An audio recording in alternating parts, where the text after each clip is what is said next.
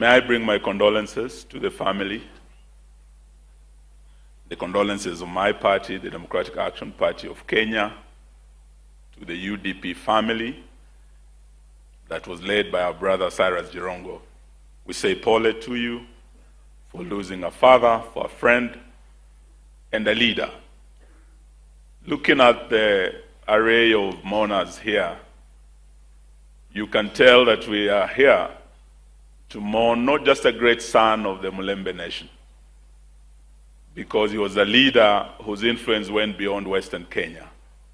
Not just a great son of Kenya, and you can see he had friends from every corner of Kenya. You had Kikuyus, Luos, Kisis, Kambas, everybody from every corner of this country was a friend.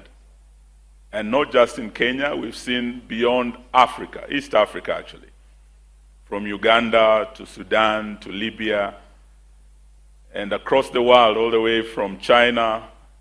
We are very, very grateful to have all of you here mourning this great son of Africa, the son of Kenya, the son of the Mulembe Nation. For me, I knew Cyrus when I was a young man, just going to the university at the time. He was a very close friend of my late brother Mike Wamalwa, and he was also very close to the late Masinde Muliro. Talking about generosity of Cyrus, I saw it firsthand. I was told then that the richest Luhya man was a man called Ambwere. But then I was told at that time the richest man was no longer Ambwere. There's a young man who has come, and he's very rich, that he even has a certain note, 500 shilling note named after him. He's called Jirongo. And that he was a political genius and a mobilizer who was helping Moi face a very resurgent opposition. It was a first multi-party election, and this man was called Jirongo. I was very surprised that though he was in Kanu and he was Moi's right-hand man, Jirongo still had friends across the political aisle.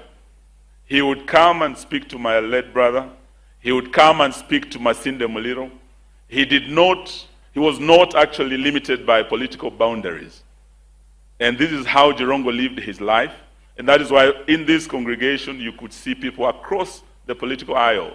He did not know any borders. In fact, if he was a doctor, he would have been one of those Medicinos Sans Frontiers, doctors without borders.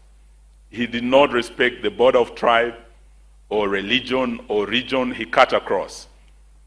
And I would like us, particularly those of us who are from the Mulembe Nation who are here today, if there is one thing we can pick from Cyrus, the greatest honor we can bestow upon this man is to fight for what he fought for most, Luhya unity, the unity of the Mulembe Nation. And in so doing, we must rise above our petty politics. We must remember the words of Abraham Lincoln, who said, though we are politicians, we are not enemies, we are competitors. And though passions may strain the bonds of affection, they must not break because of politics. That is how Cyrus lived his life.